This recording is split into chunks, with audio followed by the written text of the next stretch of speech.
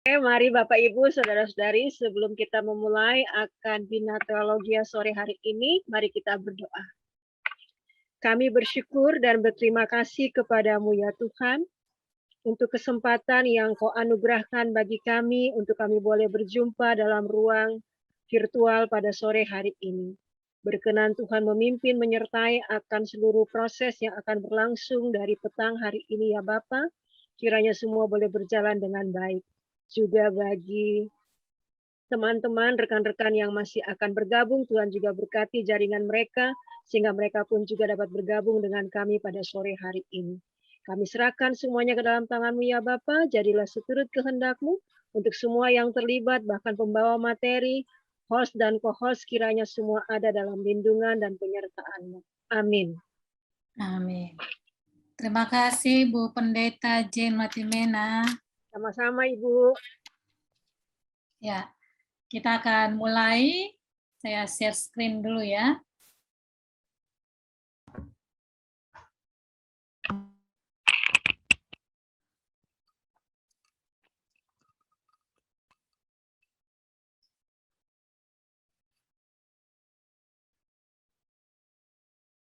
Ya, sebagaimana yang sudah ada di flyer, tema untuk tatap muka yang pertama dengan saya hari ini adalah perkawinan drama atau semu, ya. Nah, ini memang di bidang pastoral, jadi saya ingin membahas tentang bidang pastoral yang memang saat ini sedang tren gitu ya, masalah perkawinan apalagi di masa pandemi. Nah, perkawinan Kristen ini dirumuskan ya, kita memahaminya sebagai perjanjian kudus ya, untuk sehidup semati antara dua orang laki-laki dan perempuan, dan untuk kita perkawinan bersifat monogamis, jadi tidak ada apa ya kesempatan untuk poligami ya, dan memiliki makna sebagai persekutuan hidup ya. Jadi dua orang itu berjanji untuk hidup bersama dan mereka menempatkan diri sebagai partner yang sepadan. Jadi tidak ada yang lebih berkuasa daripada yang lain, dan mereka hidup saling menghargai dan saling melengkapi satu dengan yang lain, seperti pada janji nikah. Ya, pada janji perkawinan itu diucapkan di sana untuk saling menolong dalam suka, duka, sehat, sakit, gitu ya. Itu makna dari perkawinan Kristen. Dan kita sebagai orang Kristen memahami bahwa perkawinan itu ditetapkan oleh Allah sendiri. Jadi bukan karena kemauan manusia, tetapi karena Tuhan menetapkannya. Dan kita mendasarkan itu pada Kejadian 2 ayat 18 dan juga 24, ya, bahwa Allah menghendaki laki-laki dan perempuan ya supaya mereka bersatu, yang diciptakan menurut gambar Allah dan hidup sebagai suami istri, karena tidak baik kalau manusia itu seorang diri saja, jadi perlu penolong ya, dan penolong yang setara. Nah, kemudian kalau kita melihat prinsip dari perkawinan Kristen itu adalah di Matius 19 ayat 5 sampai 6. Nah, di sana dikatakan bahwa sebab itu laki-laki akan meninggalkan ayah dan ibunya dan bersatu dengan istrinya, sehingga keduanya menjadi satu daging. Jadi bukan dua lagi menjadi tetapi satu gitu ya. Karena apa yang dipersatukan oleh Allah tidak boleh diceraikan oleh manusia. Nah, ini yang kemudian mendasari aturan gereja, bahwa gereja tidak mengizinkan perceraian. Karena perkawinan itu dilihat sebagai inisiatif Allah, bukan inisiatif manusia. Nah, sesuatu yang ideal itu kadang tidak berjalan sebagaimana mestinya di dalam masyarakat, gitu ya. Dan di sini karena itu saya memberi judul kuliah kita pada sore hari ini sebagai perkawinan semu atau drama, ya, karena tidak berjalan seperti yang kita harapkan. Nah, kata perkawinan semu ada dua maknanya. Secara hukum ini sebenarnya aturan bagi perkawinan yang pura-pura, ya. Jadi bukan perkawinan sesungguhnya. Ada orang yang melangsungkan perkawinan hanya supaya bisa tinggal di Indonesia misalnya, atau bisa mengurus dokumen tertentu. Jadi ini pura-pura. Nah, biasanya orang yang pura-pura menikah ini kalau ketahuan biasanya mereka akan dikenakan hukuman. Nah, yang kedua adalah perkawinan yang bermasalah. Jadi pura-pura bahagia, pura-pura mesra, pura-pura romantis, tapi itu semuanya semu gitu ya, atau drama, tidak benar-benar bahagia. Nah, saya memfokuskan pada pemahaman pada yang kedua ini ya. Kita akan bahas nanti, diskusikan lebih jauh tentang perkawinan yang bermasalah. Nah, perkawinan drama atau semu ini seringkali ditandai oleh pertengkaran yang tiada hentinya. Jadi setiap saat ada saja masalah yang menjadi sumber keributan. Ya, jadi antara suami dan istri seringkali berkelahi gitu. Kadang juga disertai dengan KDRT, ya, kekerasan dalam rumah tangga. Suami yang memang punya kekuatan yang lebih biasanya tidak sungkan-sungkan untuk memukul istrinya. Walaupun kadang ada juga istri yang dominan itu yang memukul suaminya, tetapi itu sangat jarang gitu ya. Kebanyakan suamilah yang memukul istri. Jadi saya baru baca seorang suami membunuh istrinya hanya karena dia telat memasak. Ya, hanya masalah sepele gitu, tapi karena emosi yang tidak bisa ditahan akhirnya menimbulkan kematian ya, mengakibatkan kematian. Nah, ada juga orang dalam situasi seperti ini lalu bertahan ya, bertahan dengan perkawinannya ya karena gereja sendiri melarang perceraian atau juga demi masyarakat, demi keluarga. Lalu mereka pura-pura ya menampilkan drama gitu ya, pura-pura bahagia. Ada yang kemudian menempuh cara pisah ranjang, satu rumah tapi tempat kamarnya berbeda, tidur di tempat yang berbeda atau di rumah yang berbeda. Nah, ada yang kemudian juga menempuh perceraian. Nah, data yang saya lihat yang terbaru 2020 itu 6,4% dari 72,9 juta rumah tangga atau sekitar 4,7 juta pasangan itu bercerai. Dan di tahun 2021 itu naik menjadi 25%. Saya baca yang lalu itu di Jawa Barat, orang sampai antri dari subuh sampai sore hanya untuk mengurusi perceraian. Dan data penelitian itu menyatakan bahwa 50 perceraian tiap jam ya terjadi tiap jam 50 perceraian. Apalagi di masa pandemi, ini tingkat perceraian semakin tinggi. Dan alasannya adalah ekonomi. Paling utama itu adalah ekonomi. Dan yang menarik adalah yang menggugat perceraian adalah istri. Ya, istri yang menggugat perceraian mungkin karena tidak tahan dengan suami yang tidak punya penghasilan sehingga lalu mengusulkan untuk perceraian. Nah, tanda-tanda orang yang pura-pura bahagia atau perkawinan yang semu, yang drama ini, itu salah satunya adalah sering memposting kemesraan di medsos. Ya, jadi posting foto dengan suami yang mesra gitu ya. Memang sih tidak semua orang yang posting foto mesra di medsos itu karena keluarganya bermasalah, tidak. Tapi ada, ya saya tahu beberapa gitu ya, memposting foto mesra dengan suami, tapi sebenarnya hubungannya sedang tidak baik gitu ya. Jadi ini ekspresi dari katanya orang yang memposting itu ingin mendapatkan like gitu ya, like dari teman-teman yang lain untuk menggantikan sesuatu yang hilang. Jadi dalam kehidupan sehari-hari rumah tangganya bermasalah, tapi di medsos itu paling enggak dia terbayarkan rasa kehilangan itu. Ya. Ada juga yang kemudian sering bertengkar hanya untuk hal-hal yang sepele, hal-hal yang kecil gitu ya. Jadi meributkan hal-hal yang kecil dan tanpa sadar ini lalu menimbulkan hubungan yang kurang harmonis ya, tidak nyaman gitu antara suami dan istri. Ada juga orang yang menuruti semua keinginan pasangannya, tapi sebenarnya itu tanda dari sikap tidak peduli, ya, tidak mau menyakiti, akhirnya dia menerima saja, ya, tidak mau protes karena tidak mau ribut, gitu, ya. Ini bukan karena memang kenyataannya tidak ada pertengkaran, gitu ya, tetapi sebenarnya semu, ya, semu, hanya untuk menghindari keributan, gitu. Nah, itu jadi tanda-tanda juga ya. Lalu kemudian ada yang lupa momen-momen penting di dalam hidup, misalnya ulang tahun pasangannya udah nggak diingat lagi, hari ulang tahun perkawinan tidak diingat lagi, gitu. Itu tanda-tanda dari orang yang pura-pura, gitu ya.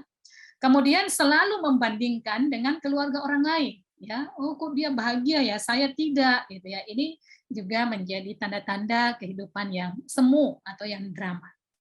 Nah, saudara, kalau kita lihat ada beberapa penyebab kenapa orang lalu bermasalah dengan perkawinannya atau dengan kehidupan rumah tangganya. Yang pertama adalah masalah komunikasi, ya, masalah komunikasi. Nah, kalau kita melihat komunikasi antara suami istri itu seringkali buruk ya, juga antara orang tua dengan anak, dan kadang masalah seks, masalah uang itu bisa merusak keadaan keluarga gitu. Nah, saudara, komunikasi itu sebenarnya adalah proses membagikan informasi, ya, baik secara tertulis maupun lisan kepada orang lain, atau juga bisa proses menyediakan informasi kepada orang lain. Dan biasanya ketika kita menyampaikan informasi itu didukung oleh nada suara kita, itu juga sangat menentukan ya, bagaimana informasi itu bisa sampai kepada orang lain. Bisa juga situasi. Ya, situasi tepat nggak kita menyampaikan informasi itu secara tepat atau tidak, dengan ekspresi yang tepat atau tidak, dengan nada suara yang tepat atau tidak, ya. Ini sangat berpengaruh di dalam komunikasi. Nah, hal-hal yang perlu diperhatikan dalam komunikasi adalah apa yang ingin kita katakan. Itu perlu dipikirkan ya, apa yang ingin kita sampaikan. Apa yang sebenarnya kita katakan, ya, apakah itu sudah sesuai dengan apa yang mau kita katakan atau berbeda sebenarnya. Terutama perempuan ya, dia mau inginkan sesuatu tapi dia ngomong lain, kadang begitu ya, dan mengharapkan pasangannya bisa mengerti apa yang dia maksudkan, kadang juga seperti itu. Nah, kemudian juga kita perlu memperhatikan apa yang didengarkan kawan bicara kita, ya, apa pendapat dia tentang apa yang dia dengarkan, dan bagaimana dia merespon apa yang dia dengarkan itu. Nah, ini 6 hal yang penting kita perhatikan di dalam berkomunikasi, supaya komunikasi itu bisa berjalan sesuai dengan yang diharapkan. Ya, pesan bisa sampai dan dipahami dengan baik oleh orang yang mendengarkan. Nah, tetapi seringkali timbul masalah komunikasi di dalam keluarga. Ya, ada banyak suami istri yang sebenarnya tidak berkomunikasi, ya, tidak berkomunikasi dengan baik. Jadi yang terjadi justru adalah debat, ya, pertengkaran antara satu dengan yang lain. Karena apa? Karena apa yang disampaikan tidak diterima dengan baik dan juga responnya tidak dengan baik juga. Dan ini yang kemudian menimbulkan pertengkaran. Juga bisa jadi karena adanya prasangka. Ya, istri menyampaikan sesuatu, suami udah curiga. Atau suami menyampaikan sesuatu, istri udah curiga, oh jangan-jangan kamu begini, gitu ya. Jadi prasangka-prasangka ini yang merusak komunikasi. Jadi kita tidak memahami pembicaraan orang dari perspektif dia, atau berusaha untuk memahami apa yang dia mau sampaikan, tetapi sudah ada praduga dari kita sendiri, ya. Dan kadang kita tidak mendengarkan dengan baik. Jadi kalau pasangan kita ngomong, ya kita sibuk dengan yang lain atau pura-pura tidak mendengarkan gitu. Nah, ini yang berbahaya ya, karena lalu menimbulkan pertengkaran. Ada orang yang juga mempertahankan pendapat ya, walaupun salah tapi ngeyel orang bilang ya. Jadi diberitahu tidak mau mendengarkan tetapi mempertahankan pendapatnya. Nah, ini juga jadi sumber pertengkaran dalam keluarga. Atau ada salah satu pihak yang bungkam, tidak mau bicara ya. Mungkin karena apa ya, ngambek atau apa gitu ya, jadi tidak mau lagi bicara sebagai tindakan protes. Nah, ada juga pasangan, entah itu suami atau istri yang kayak senapan mesin gitu ya, dor gitu terus. Jadi dia yang bicara terus dan tidak memberikan kesempatan kepada orang lain untuk bicara. Nah, ini juga menimbulkan kekesalan atau kejengkelan kepada salah satu pihak. Ya, satu pihak mau menjelaskan tapi dia ngomong terus gitu, sehingga dia tidak mendengarkan penjelasan orang lain atau penjelasan pasangannya. Akhirnya marah terus gitu ya, marah terus. Ngomong salah, diam juga salah gitu. Ya. Ada juga orang yang kasar, kalau bicara itu kasar, ya, salah paham, apalagi kalau pakai bahasa daerah. Ini kalau perkawinan beda suku ya, nggak tahu bahasa daerah pasangannya, nah ini bisa kacau, ya, bisa menimbulkan pertengkaran. Dan itu tadi ya, problem komunikasi yang lain itu nada suara kita itu perlu diperhatikan, karena mungkin maksud kita baik, tapi kalau nadanya tinggi ya akan ditangkap secara berbeda oleh pihak yang lain. Kata-kata kritik kita walaupun itu baik, kalau disampaikan dengan cara yang tidak baik juga akan menimbulkan pertengkaran.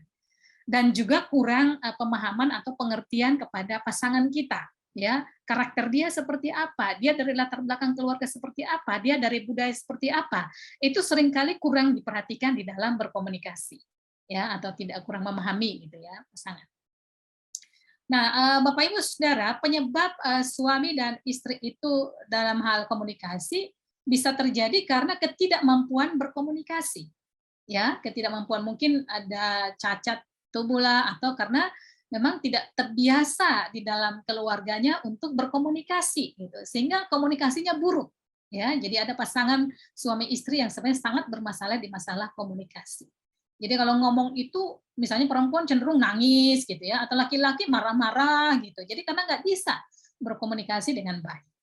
Ada orang yang juga takut ditolak atau dilukai, dimarahi, diejek itu karena mungkin tidak sependapat, lalu dia nggak bisa berkomunikasi ya, atau diam misalnya. Itu juga bisa menjadi masalah dalam komunikasi. Atau merasa bahwa gagasannya itu tidak berguna sehingga dia nggak berani untuk ngomong, tidak berani untuk menyampaikan sesuatu kepada pasangannya. Ya, dia merasa minder gitu ya. Jadi udahlah suami aja yang ngomong, saya nggak usah. Nah, misalnya dalam mendiskusikan sesuatu, dia cenderung diam atau menerima saja gitu. Nanti setelah itu dijalankan baru marah gitu karena tidak sesuai dengan apa yang dia pikirkan misalnya. Atau misalnya obrolan yang kurang menarik bagi pasangan, ya, terutama perempuan ya, mau ngomong tentang kehidupan sehari-hari di rumah, tentang anak-anak, ya dia merasa ini kurang menarik untuk suamiku. Akhirnya ya diskusi atau obrolan di antara suami dan istri itu tidak berjalan, ya. Nah, penyebab dari itu bisa saja karena latar belakang keluarga.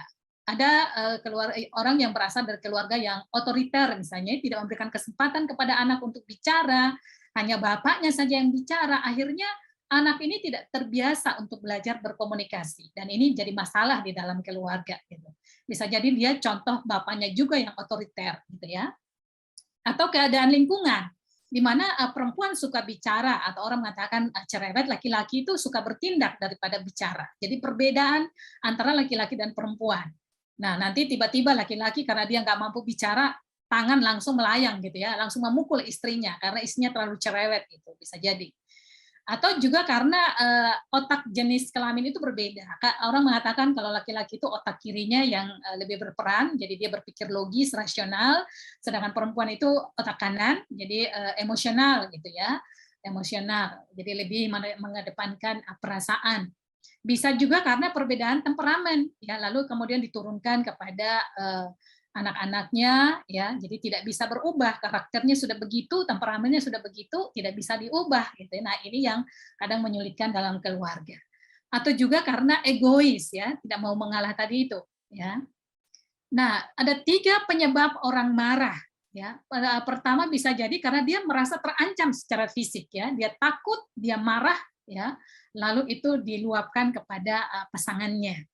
Bisa juga karena kehilangan kuasa, ancaman akan kehilangan kuasa. Jadi suami itu merasa dia punya kuasa. Kalau istri, dia merasa istri tidak mendengarkan dia, dia cepat marah gitu ya, karena merasa oh istri sudah berani melawan saya gitu ya, dia sudah tidak punya kuasa lagi terhadap istrinya, karena itu dia marah-marah. Tapi bisa juga karena merasa kehilangan harga diri, ya istri tidak menghargai lagi atau suami tidak menghargai lagi, lalu orang marah-marah gitu ya karena situasi yang demikian. Nah, saudara-saudara kasih Tuhan, kok kayak khotbah ini ya. Ada 3 cara mengekspresikan kemarahan gitu ya. Ada orang yang mengekspresikan itu dengan melepaskan. Jadi semacam katarsis gitu. Jadi marah untuk melepaskan apa yang ada unek-unek di dalam dirinya gitu ya. Tetapi kadang ini bisa juga ya marahnya itu tidak terkendali. Jadi ada orang yang marah itu sambil banting pintu atau barang-barang dibanting, dirusak, HP dilempar misalnya. Dan ini memang bisa melepaskan kemarahan seseorang, tetapi kadang masalahnya tidak berubah, ya, tidak ada solusi di situ. Nah, ada orang juga yang modelnya menarik diri, ya, dia diam untuk menghindari pertengkaran gitu. Nah, ini bisa saja digunakan ya untuk menenangkan diri gitu ya, kembali mengolah amarah itu, ada waktu untuk diri sendiri, ini juga bisa ya. Kemudian ada yang cara mengekspresikan itu dengan model laporan. Jadi menginformasikan kepada pasangannya bahwa dia sedang marah, ya, mau mengatakan saya lagi marah loh ya, saya serius, saya lagi marah nih, kamu jangan macam-macam. Ya. Nah, ada juga yang seperti itu ya. Jadi marah itu sebagai ekspresi tentang apa yang sedang dia rasakan atau dia alami. Kemudian yang kedua, penyebab yang kedua adalah ekonomi atau keuangan. Saudara, uang memang tidak menjamin kebahagiaan, tapi uang dibutuhkan oleh semua orang. Ya, jadi apalagi di zaman sekarang, kita tidak bisa kalau tidak punya uang. Semua, hampir segala sesuatu itu butuh uang. Ya, air, udara pun yang dulu gratis, sekarang ya orang udah mau membeli gitu ya, oksigen gitu, kesehatan, pendidikan. Jadi kebutuhan akan uang itu memang sangat tinggi sekarang. Mau nggak mau harus ya harus ada. Nah, ini yang kadang melanda keluarga. Jadi ada masalah keuangan karena kurangnya penghasilan. Apalagi kalau suami tidak punya pekerjaan, ya menjadi pengangguran. Ada orang yang sampai saling membunuh gitu dalam keluarga karena stres, depresi, atau bunuh diri, ya karena masalah keuangan. Nah, masalah keuangan misalnya juga bukan karena tidak punya penghasilan atau kurangnya uang, tapi kadang kurang bisa mengolah keuangan itu, tidak bisa menentukan mana yang prioritas yang harus dibelanjakan. Jadi orang mengatakan kadang besar pasak daripada tiang, hutang menumpuk ya, sementara tanggungan juga banyak gitu ya. Anak-anak yang harus dibayar sekolahnya ya atau biaya rumah sakit misalnya atau kalau sakit ya macam-macam biaya yang harus dibutuhkan. Nah, itu masalah keuangan nanti saya bahas berikutnya tentang bagaimana solusinya.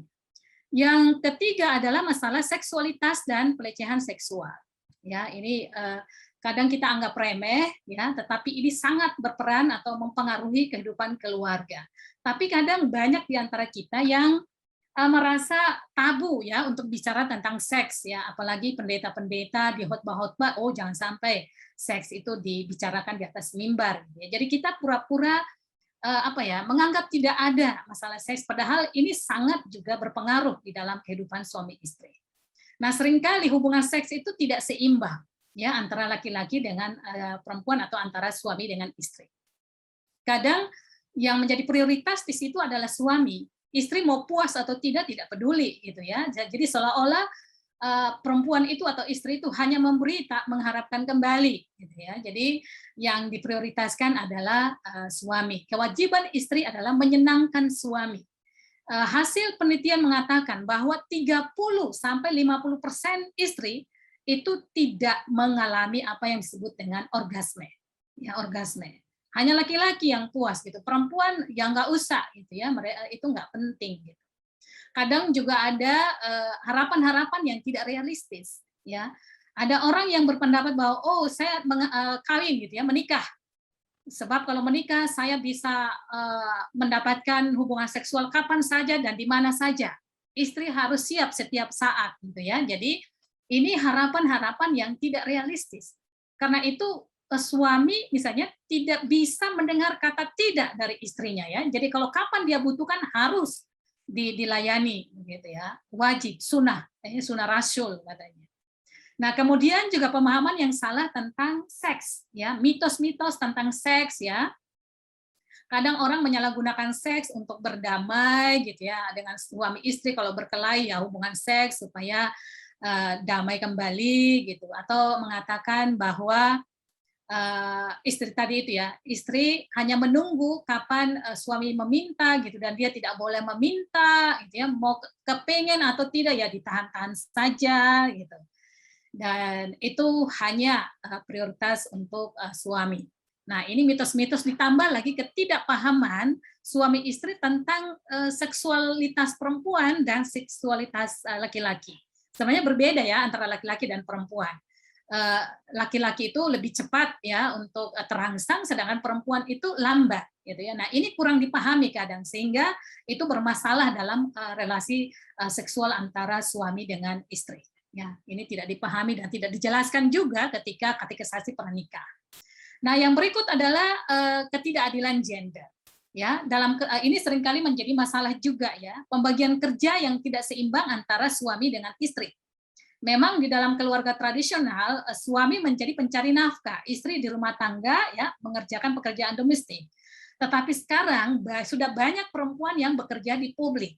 Tetapi seringkali menimbulkan beban ganda untuk perempuan ya. Dia sudah bekerja di publik, pulang ke rumah dia harus mengerjakan semua pekerjaan rumah tangga dan suami tidak mau membantu.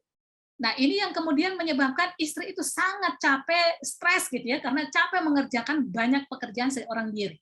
Belum lagi suami meminta untuk dilayani ya hubungan seksual begitu. Nah, istri kalau udah capek mana ada gairah lagi untuk melakukan itu ya. Tapi penolakan itu dianggap sebagai pembangkangan. Tadi juga saya lihat istri itu dibunuh oleh suaminya karena dia menolak hubungan seksual. Ya, ada juga yang dibunuh karena istrinya meminta bercerai, gitu ya. Jadi posisi istri ini rentan sekali, ya. Jadi suami tidak adil gitu ya. Suami hanya bekerja di publik, istri sudah bekerja ikut mencari nafkah, tapi juga di keluarga dia menangani semuanya. Kemudian kekuasaan yang tidak seimbang antara suami dengan istri. Suami lebih tinggi, ya, istri lebih rendah.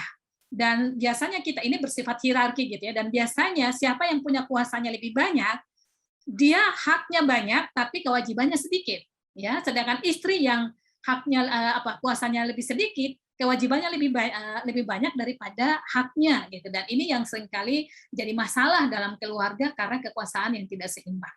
Belum lagi kekuasaan yang dimiliki itu punya potensi untuk melakukan kekerasan ya, menguasai, mengontrol dan melakukan kekerasan terhadap pihak yang dianggap lebih rendah ya, yaitu istri dan anak-anak. Nah, kemudian kalau dalam keluarga itu tidak ada anak misalnya mandul, seringkali istri yang disalahkan. Dan karena itu istri yang diceraikan. Ya, suami bisa poligami gitu atau kawin lagi gitu ya. Jadi ini ketidakadilan gender. Nah, istri juga ada pendapat bahwa istri harus tunduk kepada suami hampir dalam segala hal ya, dalam pengambilan keputusan, ekonomi, pekerjaan, sampai pada melahirkan anak atau tidak, berapa anak yang harus dilahirkan, itu juga diputuskan oleh suami. Ya, jarang istri dimintai pendapatnya gitu. Ada sih, tapi tidak banyak gitu ya. Kemudian pendapat bahwa istri dan anak-anak adalah milik suami. Dan itu ditandai oleh istilah famili. Famili itu dari kata famulus ya, budak. Jadi famili itu budak-budak gitu ya. Jadi ini sangat beda sekali dengan janji pernikahan ketika menikah ya, bahwa suami dan istri itu engkau adalah milikku ya, suamiku milikku, engkau adalah istriku milikku gitu ya. Jadi saling memiliki sebenarnya. Tetapi dalam prakteknya itu suami yang menjadi pemilik, yang menjadi tuan, sedangkan yang lain adalah bawahan, adalah milik dari suami, harta milik suami gitu. Ini yang menjadi masalah kadang. Nah, masalah juga kadang datang dari keluarga besar, ya, orang tua, saudara yang selalu saja menjadi masalah di keluarga anaknya, gitu ya. Jadi mereka yang menjadi duri gitu dalam keluarga anak-anaknya. Belum lagi kecemburuan, posesif dari pasangan, ini juga yang sering kali menimbulkan pertengkaran. Nah, masalah-masalah itu tadi itu yang sering terjadi di pasangan yang kadang seagama gitu ya. Nah, masalah akan tambah lagi kalau keluarga itu, pasangan itu adalah pasangan beda agama dan juga beda suku, ya. Itu tambah lagi gitu ya, karena masalah perbedaan agama ini. Makanya banyak orang yang menghindari, tidak setuju dengan kawin campur antara agama karena menghindari masalah-masalah yang mungkin akan bertambah gitu ya, yang sesama agamanya udah bermasalah, ditambah lagi yang beda agama, pasti lebih berat gitu ya. Nah itu. Kemudian masalah juga sehubungan dengan perkawinan dini, ya, masih labil, ya, labil. Kemarin saya juga lihat anak umur 14 tahun, tapi mereka meminta untuk kawin gitu ya, dan dinikahkan memang. Dua-duanya 14 tahun. Saya nggak tahu bagaimana keluarga selanjutnya itu ya, 14 tahun sudah berkeluarga gitu. Kemudian perkawinan dini juga ini sebenarnya bermasalah dengan kesehatan reproduksi, karena alat-alat reproduksi itu kan belum kuat sebenarnya, tapi harus hamil gitu, itu yang kemudian menimbulkan pendarahan dan karena itu bisa menyebabkan kematian ibu ya dan anak. Nah, selanjutnya kalau kita mau simpulkan dari semua sebenarnya kenapa itu terjadi masalah dalam keluarga.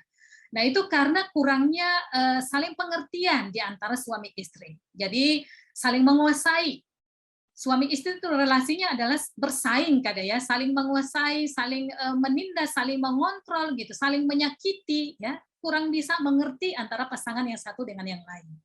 Kadang juga kalau sudah situasinya begitu, kurang adanya tekad untuk mempertahankan perkawinan. Jadi yang satu mau supaya ini dibereskan, supaya berdamai, yang satu nggak mau gitu ya. Memberikan masukan-masukan bagaimana keluarga itu bisa diperbaiki, tapi yang satu bertahan tidak mau. Nah, kalau itu yang terjadi, maka apapun yang dilakukan tidak akan bisa berhasil. Termasuk konseling pastoral juga nggak akan berhasil kalau salah satu pihak tidak bersedia untuk tidak mempunyai tekad untuk mempertahankan perkawinan. Nah, bisa jadi juga karena berkembangnya harapan-harapan yang tidak realistis terhadap perkawinan. Jadi ada orang yang menikah dengan seseorang, oh supaya nanti saya kaya, ya saya menikah dengan dia supaya nanti saya kaya. Saya menikah dengan dia supaya saya dapat warisan.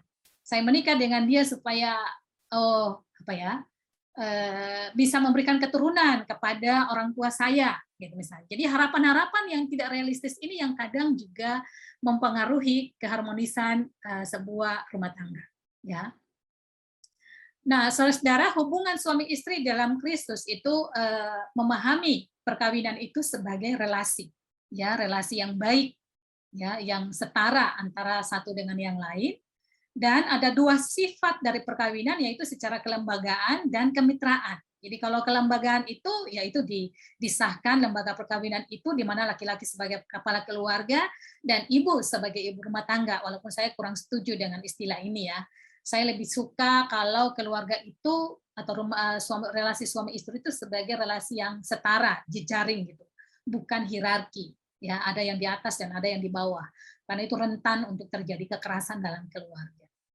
Nah, tetapi kadang juga orang menikah itu karena alasan tertentu gitu ya. Ada yang karena pengaruh orang lain, sudah ditanya-tanya kapan menikah, kenapa masih lajang gitu ya. Juga karena tuntutan tradisi, tuntutan dari keluarga gitu. Jadi bukan karena pilihan sendiri. Bukan karena cinta, tetapi hanya karena memenuhi tuntutan orang lain. Dan ini bahaya gitu ya, karena bisa merusak hubungan keluarga. Nah, kalau kemitraan, maka yang penting di situ adalah bagaimana saling memahami satu dengan yang lain, bagaimana aspek kepribadian, ya, bukan masalah lahiriah, tapi kepribadian itu yang paling penting, dan lebih menekankan pada kebahagiaan, ya, bukan pada tugas-tugas peran-peran kita gitu. Nanti saling menolak gitu. Ini kamu yang harusnya lebih banyak kerja, ini bukan tugasku gitu. Jadi bukan di situ yang menjadi fokus, tetapi pada kebahagiaan dua pihak ya. Ada kesetaraan, ada negosiasi di sana, pengambilan keputusan yang sama. Nah, kalau kita bisa ringkas adalah ada komitmen ya di dalam keluarga itu, ada komunikasi yang baik dan juga ada cinta kasih. Maka keluarga itu akan bisa bertahan dengan baik. Kalau tidak, maka akan cepat berakhir. Nah, selanjutnya saya agak cepat saja ya karena materinya agak banyak. Kita melihat dasar Alkitab hubungan suami dengan istri. Yang pertama itu adalah Kejadian 2, ya, laki-laki akan bersatu dengan istrinya gitu ya. Nah, di sini ada orang yang salah tafsir terhadap Kejadian 2 ini dan memahami bahwa hubungan suami istri itu adalah hubungan yang hierarki. Dengan berpikir bahwa Allah menciptakan laki-laki itu sebelum perempuan. Jadi kalau dia diciptakan lebih dulu, berarti dia kedudukannya lebih tinggi daripada yang kemudian. Ya, tapi anehnya bahwa binatang yang diciptakan lebih dulu itu kedudukannya tidak lebih tinggi dari manusia. Ya, bahkan manusia dikatakan mahkota ciptaan. Ini kan nggak adil juga ya, nggak sesuai gitu ya. Kenapa kalau dalam relasi laki-laki dan perempuan lalu laki-laki lebih tinggi karena dia lebih dulu? Ya harusnya kan perempuan yang lebih tinggi karena dia kemudian gitu ya. Tapi itulah tafsiran yang berkembang. Kemudian Allah menyebut laki-laki sebagai Adam, seluruh manusia, sehingga dapat posisi sebagai kepala. Ya, itu salah tafsir gitu ya. Allah memberi posisi kepemimpinan dan otoritas sebelum adanya Hawa. Ya, sebelum Hawa diciptakan, Allah sudah memberikan wewenang ya kepada Adam. Ya, karena itu subordinasi perempuan, posisi perempuan yang kedua itu sesuai dengan aturan ciptaan. Nah, itu penafsiran dari kaum laki-laki ya untuk mendukung posisi mereka sebagai kepala dalam keluarga. Nah, tetapi seorang teolog feminis, Phyllis Trible, itu mengkritisi tafsiran itu. Dia mengatakan kisah penciptaan tidak berbicara tentang otoritas laki-laki dan ketundukan perempuan.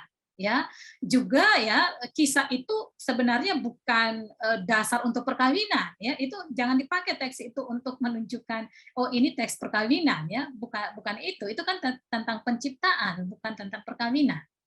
Dan lanjutnya prioritas kepemimpinan laki-laki, dia mengatakan mengabaikan Kejadian 1 ayat 26 sampai 31 yang mengatakan bahwa laki-laki dan perempuan sama-sama adalah gambar Allah. Dan Allah menciptakan mereka plural ya, laki-laki dan perempuan, dan kedudukan mereka adalah equal, setara. Tidak ada yang lebih tinggi daripada yang lain. Dan tidak pernah dikatakan hanya laki-laki sebagai gambar Allah, tetapi laki-laki dan perempuan, ya. Kemudian ini kok nggak kelihatan ya, ini ada gambar ini. Ya, penolong, Hawa disebut sebagai penolong itu sebagai partner, ya, bukan pembantu. Ya, dan penolong biasanya kalau kita menganggap itu penolong berarti kan seorang penolong lebih kuat daripada yang ditolong gitu kan. Ya, tetapi dalam perkembangan karena hasil tafsir yang tidak tepat itu lalu seringkali perempuan dianggap sebagai pembantu, budak dalam keluarga, ya. Dan selanjutnya dia mengatakan kalau masalah kesalahan jatuh dalam dosa, mereka dua-duanya bersalah, ya, bukan hanya Hawa yang salah atau Adam yang salah, dua-duanya salah. Dan Kejadian 3 ayat 16 menunjukkan bahwa laki-laki dan perempuan sama-sama ciptaan yang baik, ya. Tapi karena dosa, ya, kejatuhan manusia dalam dosa, lalu kemudian relasinya itu juga jadi rusak. Yang semula setara akhirnya menjadi suami menguasai istrinya, memerintah istrinya, gitu ya. Padahal di awalnya Allah itu menghendaki mutual, hubungan yang mutual, saling menguntungkan, saling mendukung antara suami dan istri. Tapi lalu kemudian menjadi penyimpangan, gitu ya. Ada kontrol penguasaan di sana dan ini tidak sesuai dengan kehendak Allah. Jadi partnership yang seharusnya terjadi di awal seperti di awal itu menjadi rusak. Yang timbul adalah hierarki. Dan ini yang menimbulkan kekuasaan, pengontrolan, dan kemudian juga kekerasan. Nah, selanjutnya Efesus 5 ayat 22 sampai 33, kata tunduk ini tidak pernah digunakan secara khusus kepada istri.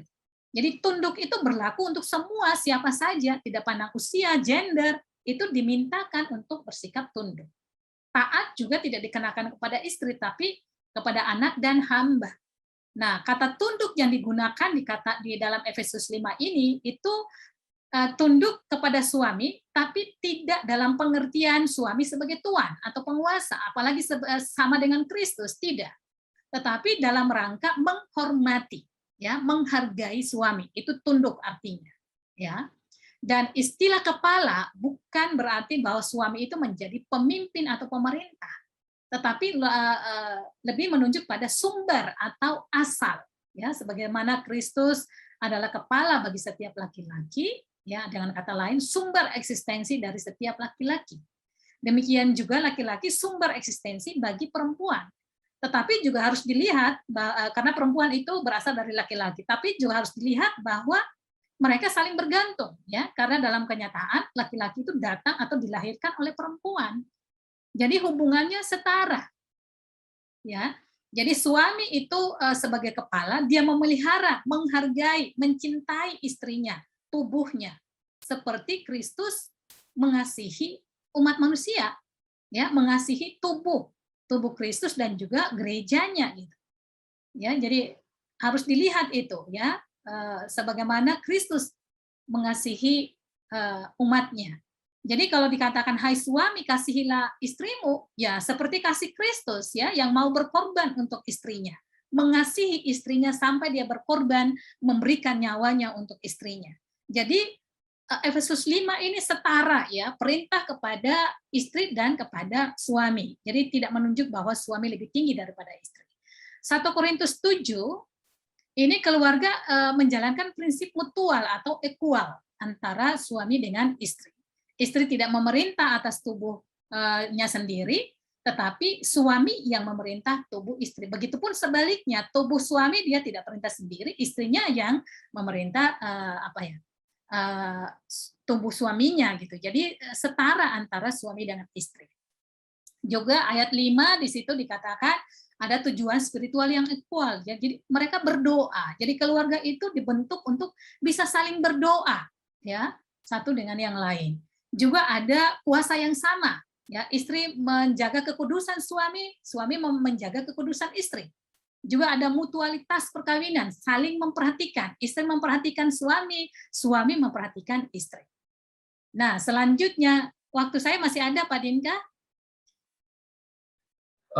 Maaf Bu, kalau dihitung sudah 45 menit sih Bu.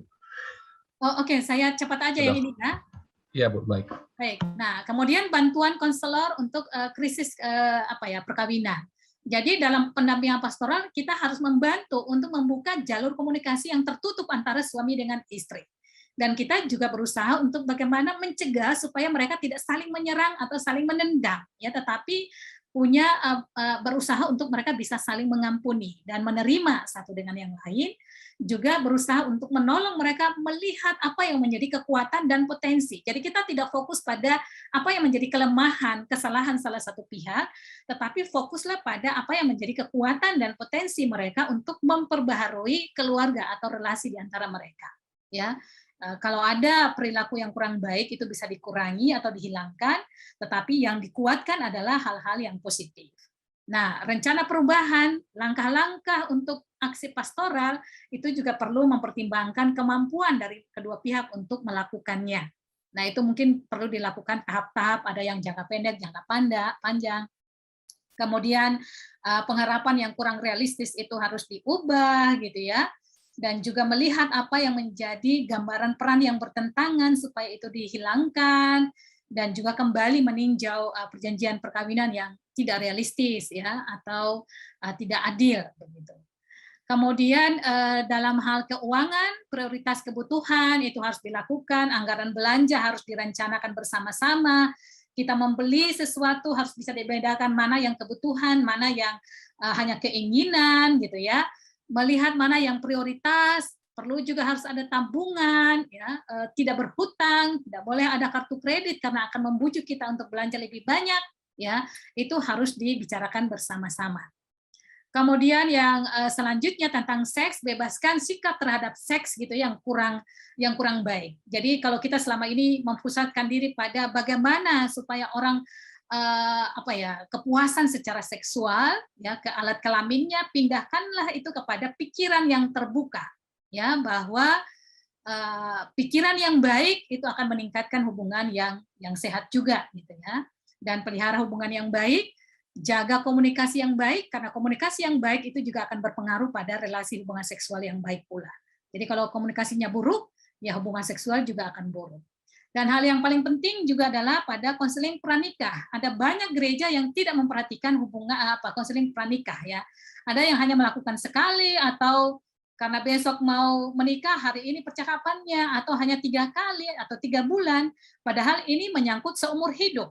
Dan gereja melarang perceraian, tetapi persiapan kita untuk mereka, pembekalan kita kepada mereka itu asal-asalan. Tapi kita melarang orang bercerai, padahal ada masalah banyak yang terjadi. Nah, ini menurut saya gereja kadang tidak bertanggung jawab terhadap pasangan-pasangan yang dinikahkan. Ya, asal dinikahkan aja, setelah itu selesai gitu. Jadi perlu menurut saya konseling pranikah paling tidak 1 tahun. Ya, kalau semua dipersiapkan pakaian gedung gereja 1 tahun sebelumnya, kenapa katekisasi pranikah tidak? Jadi ini penting untuk membangun hubungan yang mendalam, pemahaman yang salah tentang perkawinan. Bagaimana mereka saling memahami kekurangan kelebihan, mengurangi kejutan-kejutan dalam perkawinan gitu ya, dan menolong mereka mengambil keputusan terakhir. Jadi setelah katekisasi bisa saja salah satu pihak membatalkan ya, karena ada tes psikologinya juga di dalam konseling pranikah. Jadi kalau dia merasa tidak srek gitu ya, merasa tidak cocok, ya nggak apa-apa dia membatalkan ya pada saat katekisasi pranikah ya. Tapi kalau cuma 1 kali besok udah menikah, itu udah sangat terlambat untuk membatalkannya. Jadi perlu memperhatikan konseling pranikah. Ya, materinya macam-macam di sini, ada banyak sekali saya taruh ya, tentang pengertian keluarga, kemudian hukum, seksualitas, manajemen konflik ya, kesetaraan gender, kesehatan reproduksi, ya, tes psikologi, perkawinan campur lintas budaya, agama, perkawinan dini, ya ini juga tentang perceraian. Jadi untuk antisipasi ya, perkawinan kembali juga bisa menjadi materi di situ. Nah, kemudian tidak hanya pranikah tetapi juga pasca nikah ya, bagaimana pasangan-pasangan itu didampingi. Ya, mungkin di dalam bulan keluarga ada penyuluhan, ada retret, ada diskusi, kursus tentang keluarga ya. Jadi tugas kita tidak selesai hanya setelah menikahkan, tetapi juga perlu ada pasca nikah ya, pendampingan terhadap keluarga-keluarga terutama yang 3, 5 atau 10 tahun ya, keluarga yang masih baru itu. Nah, itu bisa dilakukan. Nah, itu dari saya, terima kasih. Sorry, sudah terlalu panjang. Ya, silakan. Baik, terima kasih Bu Pendeta Asnat Natar atas penyajian materi terkait dengan Bina Teologi dengan topik perkawinan semu. Dan sudah sangat memperkaya kita sekalian, saya sangat meyakini, tentang perkawinan semu itu sendiri, baik sesuai dengan definisinya, lalu apa yang menjadi penyebabnya, lalu akar persoalannya, lalu bagaimana melakukan upaya-upaya preventif supaya itu tidak terjadi, gitu ya. Dan saya melihat juga catatan-catatan yang ada di chat, gitu ya. Ini materi yang sangat menarik, gitu ya, dan mungkin juga membuka wawasan kita sekalian. Apalagi Ibu sangat menekankan tentang kesetaraan gender, gitu ya, dalam perkawinan, gitu. Ya, tapi saya tidak mau mengambil waktu lebih banyak, maka saya berikan kesempatan kepada para peserta mungkin bisa memberikan tanggapan, pertanyaan. Kita akan mengelaborasi topik ini, waktu kita sampai pukul 17.30. Yang bertanya materi ini apakah akan dibagikan, nanti materi itu akan dibagikan, lalu juga ada di link YouTube Fakultas Teologi UB, Bapak Ibu bisa menyaksikan kembali rekamannya di sana. Lalu harap mengisi daftar hadir yang ada di chat atau di kolom chat, Bapak Ibu. Silakan. Ya, saya persilahkan Bapak Ibu, mungkin ada yang ingin memberikan tanggapan, bisa lakukan raise hand. Ya, di fitur reaction, lalu kemudian raise hand, supaya bisa terlihat. Apakah ada, Bapak Ibu? Saya berikan kesempatan untuk 3 orang terlebih dahulu, waktu kita sampai 17.30. Ya. Pak, saya duluan Pak, boleh? Ya, maaf Pak, dengan siapa ini Pak? Pak Reza. Pak Reza. Pak Reza. Pak Reza satu, lalu ada lagi Bapak Ibu? Selain Pak Reza? Oke, ada Ibu Ita Tarigan, ini sudah raise hand, lalu Bapak Demas Belipati. Ya. Jadi kita berikan kesempatan kepada 3 orang penanggap terlebih dahulu. Pertama Bapak Reza, lalu kedua Ibu Ita Tarigan, yang ketiga Bapak Demas Belipati. Mohon menyampaikan tanggapan pertanyaan secara singkat dan jelas untuk memberi kesempatan kepada yang lainnya. Silakan Bapak Reza terlebih dahulu. Ya, terima kasih Pak Moderator, Ibu Asnat, terima kasih. Setelah mendengar penyajian materi ini, maka pertanyaan saya adalah bagaimana perkawinan semu atau perkawinan drama ini dihubungkan dengan janji pernikahan dalam ritual pernikahan itu. Terima kasih, Ibu dan Pak Moderator. Ya.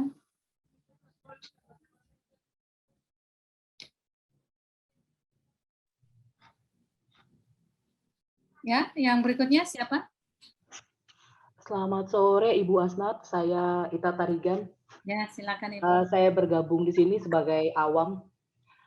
Saya ingin tahu bagaimana pandangan Ibu terhadap sebuah perkawinan yang mana setelah perkawinan ini berlangsung, salah satu pihak suami atau istri tiba-tiba menyadari bahwa preferensi seksualnya berbeda, begitu Bu.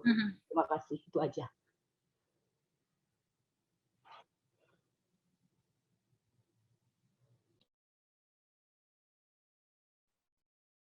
Ya. Langsung Bu, yang ketiga. Ya, yang ketiga silakan Bu. Ya, terima kasih atas kesempatan. Saya juga latar belakang kaum awam, tapi saya tertarik untuk hal-hal seperti ini dalam hubungannya dengan kehidupan pelayanan di gereja.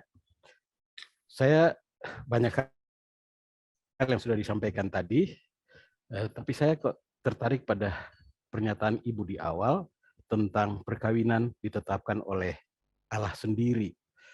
Saya menghubungkan dengan beberapa ada desa atau tradisi tertentu, kita mengenal ada istilah laki rumah, bini rumah. Yang perjodohan ini itu sudah dilakukan oleh orang tua, justru mungkin anak itu masih dalam kandungan atau masih kecil yang bisa punya dua dampak, yaitu ada yang setelah mereka dewasa saling suka dan itu berlangsung bahagia, tetapi ada juga yang di satu sisi bisa setelah dewasa mereka justru tidak saling suka, dan bahkan karena itu sudah merupakan tradisi yang dibangun oleh kedua belah pihak sejak awal dan itu harus dilakukan, yaitu terpaksa harus terjadi. Dan kadang kita juga mendengar ada istilah kawin tangkap dan lain sebagainya, sampai itu bisa membuat heboh. Bagaimana ini pendapat Ibu tentang hal ini dalam hubungannya dengan apakah ini juga masuk dalam kategori kawin semu? Terima kasih Bu atas pencerahannya. Terima kasih Pak Demas Belipati. Maaf tadi saya terlempar Bu. Apakah Ibu kita sudah? Ya, udah. Sudah ya? Oh ya, kalau gitu sudah 3 penanya Ibu ya. Berarti disilakan. Baik, ya yang pertama tadi bagaimana menghubungkan antara perkawinan semu dengan janji pernikahan.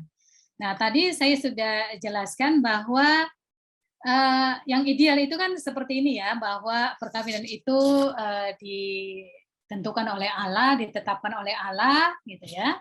Karena tidak baik manusia itu hidup sendiri, dan itu diungkapkan ketika pemberkatan nikah. Jadi janji pernikahan untuk setia, sehidup semati dalam suka duka gitu ya, ketika sehat maupun sakit.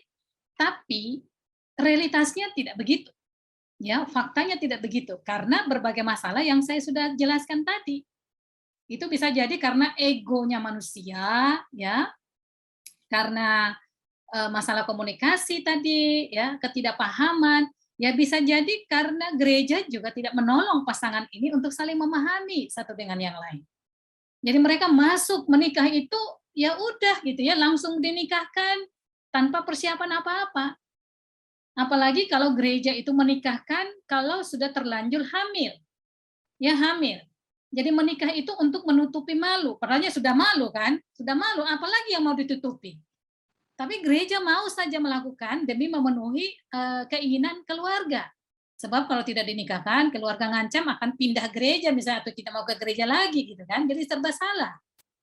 Sehingga gereja akhirnya ikut saja begitu dan tidak memikirkan bagaimana nanti dampaknya di dalam perjalanan kehidupan keluarga itu. Kan jadi masalah banyak kan? Ini tingkat perjalanan yang 7, sekian juta itu termasuk keluarga Kristen, bukan hanya yang non-Kristen ya. Perceraian di kalangan Kristen itu sangat tinggi. Nanti saya akan bahas di pertemuan ketiga ya tentang perceraian. Nah, ini kan masalah bagi kita. Ya. Jadi janji itu ya diabaikan gitu ya. Udah nggak peduli lagi. Dan itu seringkali terjadi dalam keluarga kan. Mana bilang ya janjinya setia dalam suka duka. Suami hanya duduk nonton TV di depan, istri setengah mati di belakang. Mana ada suka duka? Kan nggak ada. Itu contoh sederhana aja kan. Suami minta dilayani terus walaupun istri sakit gitu. Dia nggak bisa mengerjakan walaupun itu hal yang sederhana, misalnya buat kopi untuk dirinya sendiri. Semua harus istri yang melakukan. Mana ada suka duka, ya? Setia dalam sakit maupun sehat, nggak ada. Jadi kadang yang diikrarkan itu tidak begitu yang terjadi dalam kehidupan sehari-hari. Ya.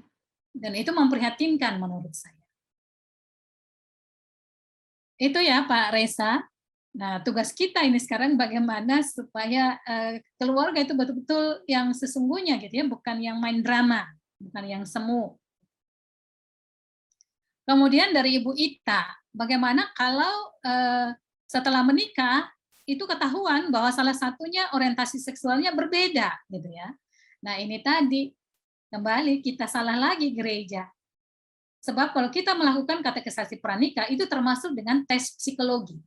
Ya, tes psikologi itu kita lakukan mengetes temperamen orang itu bagaimana. Apakah dia kikir ya, pelit atau tidak? Apa dia pemarah atau tidak? Apa dia punya kelainan seksual atau tidak? Ya, apa dia punya gejala stres atau apa ya, kurang normal atau apa? Itu akan ketahuan di awal. Jadi orang memasuki perkawinan itu bukan kayak beli kucing dalam karung, tidak. Dia udah tahu ini orang yang mau hidup seumur hidup dengan saya, orang macam apa. Ya. Kita akan menolong pasangan itu kalau kita melakukannya di awal. Tapi kalau tidak, maka akan terjadi di tengah jalan. Lalu orang itu mengatakan, wah saya baru tahu nih, kalau dia hiperseks, mau cerai nggak bisa, karena gereja melarang perceraian. Kan sama aja gereja itu membunuh orang gitu loh. Jadi kalau kita tidak menjalankan tugas kita dengan benar, berarti kita terlibat di dalam kematian seseorang misalnya, kalau sampai orang itu mati. Gereja bertanggung jawab di situ. Ya. Jadi menurut saya kalau memang itu berbahaya, ya orientasi seksualnya misalnya berbeda, karena suami istri itu kan harus kebutuhan ini ya, rohania, batiniah gitu kan. Nah, kalau pasangan itu merasa tidak bisa menjalani, ya mungkin bisa lah itu, kecuali dia mau menerima keadaan pasangannya yang seperti itu dan berpikir bahwa ya nggak apa-apa lah hubungan suami istri itu lebih pada bagaimana saling menopang, mendukung, tidak perlu ada hubungan seksual. Ya, kalau dia siap dengan itu, ya terserah. Tapi kalau itu menjadi kebutuhan, undang-undang kita juga kan mendukung untuk itu kan, harus lahir batin dipenuhi. Nah, kalau tidak, ya nggak bisa dipertahankan. Tujuan orang menikah kan untuk kebahagiaan. Ya, untuk kebahagiaan. Kalau tidak ada bahagia, untuk apa dipertahankan? Nah, ini bisa menjadi bahan pemikiran kita. Saya tidak mengatakan, oh sekarang rame-rame bercerai. Tidak. Tapi ini menjadi bahan perenungan untuk kita. Ya, kenyataan di lapangan ada banyak yang seperti ini. Dan kita kadang tidak bertanggung jawab untuk mempersiapkan mereka. Dan kalau kita melarang bercerai, ya kita juga salah gitu kan. Nah ini tolong dipikirkan di gereja masing-masing. Yang ketiga dari Pak Demas tadi ya, apakah bagaimana dengan ungkapan tadi ini ditetapkan oleh Allah sendiri? Sebenarnya saya kurang setuju dengan ini Pak, karena dalam kenyataan ada banyak perkawinan yang tidak ditetapkan oleh Allah. Ada orang yang menikah karena dijodohkan. Ada orang yang menikah karena MBA, ya sudah hamil duluan. Apakah itu ditetapkan oleh Tuhan? Masa Tuhan menetapkan begitu caranya, gitu kan? Ada orang yang terpaksa menikah karena diperkosa. Masa cara seperti itu sih, gitu kan?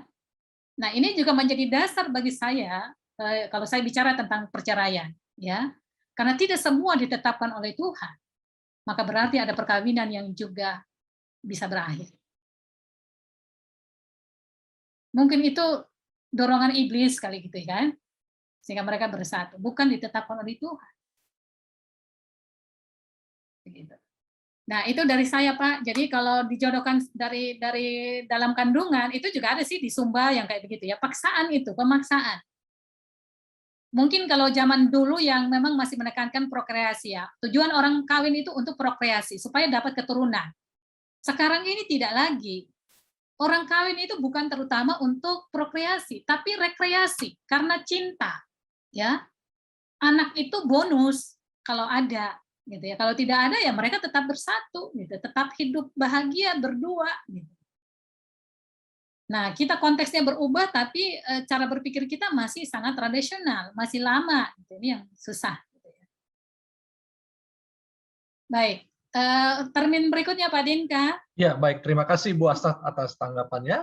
Ya, saya sudah melihat ada 3 orang lagi menyampaikan pendapat melalui raise hand. Yang pertama Bapak Henry Tumpal Parsauran, yang kedua Bapak Gogo, yang ketiga Bapak atau Mas Erans Joshua gitu ya. Ya, silakan pada 3 orang ini dulu terlebih dahulu. Nanti kita bisa lanjut pada termin yang berikutnya. Namun Bu, ada juga pertanyaan melalui kolom chat. Apakah Ibu nanti juga bersedia menanggapi? Mungkin nanti kita berikan waktu khusus ya untuk yang di kolom chat. Boleh. Ya. Nanti Pak Dinka ini ya. Baik Bu. Memuskan. Ya. Baik. Ya, silakan Pak Henry. Silakan Pak.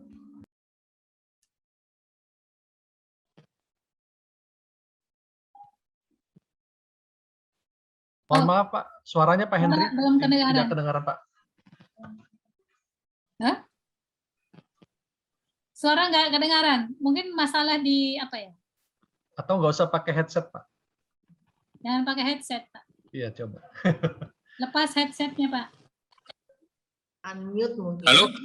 Oh ya udah. Nah, Udah, ini sudah. Oke, oke, ya.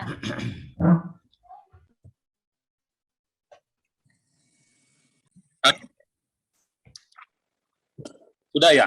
Ya. Terima kasih Silakan, Pak Andre. atas kesempatannya. Saya langsung Langsung ya, langsung. Oh, putus-putus, Pak. poin aja, Bu. Off-kan saja Ibu kameranya. Asna. Saya ingin Pak Henry, mungkin nggak usah pasang videonya, Video ya? kameranya. Kameranya off aja. Di off, ya. Oke, silakan. Saya ingin bertanya gini, tentang masalah waktu. Saya ingin bertanya, setelah mereka bercerai, ternyata si laki-laki sudah kawin, si perempuannya sudah kawin. Lalu mereka sadar tentang apa hakikat tentang perkawinan itu. Saya sudah mendengar tadi ada perkawinan kembali. Saya ingin bertanya, bagaimana solusinya untuk mereka yang sudah terjadi seperti itu? Apakah ada yang sesuai dengan Alkitab, dengan keyakinan kita sebagai orang Kristen, mempersatukan mereka kembali? Hanya itu aja, Bu. Saya setelah waktu, setelah mereka bercerai, setelah mengadakan, sadar, tahu. Lalu apa solusinya? Sebagai kita seorang gereja, sebagai gereja untuk menyikapi itu. Itu saja, Bu, dari saya, Bu. Ya. Baik, Pak Henry, terima kasih. Yang kedua, Pak Gogo, dipersilakan, Pak. Ya, Bu Asnat, saya ingin tahu dan bertanya sederhana pendapat Ibu. Jika tadi Ibu mengatakan kurang setuju dan sependapat dengan istilah suami sebagai kepala keluarga, lalu perempuan sebagai ibu rumah tangga ya. Nah, usulan yang equal kira-kira apa ya, Bu, untuk definisi ini supaya laki-laki dan perempuan itu menjadi equal selain kepala keluarga dan ibu rumah tangga tadi. Makasih, Bu. Ya, ya. Terima kasih. Erens? Terima Ya, silakan. baik, selamat sore, Bu. Saya ingin bertanya, akhir-akhir ini ada isu mengenai pilihan hidup child free yang menjadi cukup hangat di sosial media. Apa Jadi itu ya? child free itu pilihan untuk tidak memiliki anak, baik itu anak kandung child free. Ya. atau anak angkat. Banyak pihak yang kontra dengan keputusan ini dan terheran karena banyak pasangan yang ingin memiliki anak namun tidak bisa. Banyak juga yang mendiskreditkan dan menganggap kalau child free ini tidak sesuai dengan perintah Allah dalam Kejadian mengenai prokreasi. Padahal tadi Ibu bilang paradigma kita sekarang kan seharusnya sudah berubah. Pernikahan itu semata-mata bukan untuk prokreasi, melainkan juga untuk rekreasi. Lantas bagaimana tanggapan Ibu terhadap isu ini? Karena kebanyakan orang menganggap child free itu sebagai pernikahan yang semu. Itu saja. Terima kasih. Ya. Ya, baik. Terima kasih atas 3 penanggap. Mohon yang sudah bertanya bisa menurunkan raise hand-nya. Silakan Bu Asnat, terima kasih. Iya, jangan raise hand terus ya. Yang pertama dari Pak Henry ya, kawin ulang. Jadi kedua, kalau tidak salah tadi keduanya sudah kawin ulang gitu ya, sudah kawin yang pasangan masing-masing. Dan mereka menyadari, loh kalau mereka sudah kawin masing-masing ya tinggal memperbaiki pasangan dengan keluarga barunya kan ya. Jadi perkawinan yang sebelumnya itu menjadi pengalaman, ya menjadi pengalaman untuk keluarga yang sekarang gitu. Ya, jadi nggak masalah menurut saya. Dan memang di dalam perkawinan kembali nanti akan dibicarakan tentang apa-apa yang perlu dipelajari atau melihat mengapa mereka gagal di keluarga sebelumnya. Seperti itu. Dan di dalam gereja, memang belum semua gereja menyetujui perkawinan kembali. Ya perceraian aja tidak disetujui, apalagi perkawinan kembali. Tapi bagi yang menyetujui, biasanya perkawinan kembali ini diperbolehkan untuk yang ditinggal. Ya, bukan yang meninggalkan. Tapi yang ditinggal, karena dia sebagai korban. Ya, dia sebagai korban, masa dikorbankan lagi. Jadi kalau dia mau nikah lagi, ya dipersilakan. Ya. Jadi perkawinan sebelumnya yang gagal itu bisa menjadi pembelajaran untuk perkawinan yang baru. Itu biasanya dibicarakan dalam konseling pranikah. Ya, tentang anak, bagaimana dengan mantan suami, mantan istri, gitu. Nanti saya bicarakan itu lebih jauh di tatap muka yang terakhir, Ya, yang terakhir. Baik, baik. Kemudian dari Pak Gogo, suami sebagai kepala keluarga. Saya memang tidak setuju karena relasinya jadi hierarki ya, dan ini tidak sesuai menurut saya dengan maksud awal dari Tuhan yang melihat laki-laki dan suami dan istri itu sebagai pasangan yang setara gitu ya. Jadi saya lebih setuju dengan bahwa suami, istri, anak-anak itu hanya perannya yang berbeda ya, tetapi posisi mereka setara sebagai anggota keluarga. Jadi keluarga itu dilihat sebagai jejaring, sebagai sebuah sistem. Semua orang di dalam keluarga itu punya peran yang sama. Maksudnya peran mereka itu tidak lebih rendah daripada yang lain atau tidak lebih tinggi dari yang lain. Ya, peran sebagai orang tua, sebagai anak, begitu. Ya. Tapi tidak berarti kalau itu tidak ada hierarki, lalu tidak ada penghormatan, penghargaan satu dengan yang lain. Menurut saya tetap ada, gitu ya.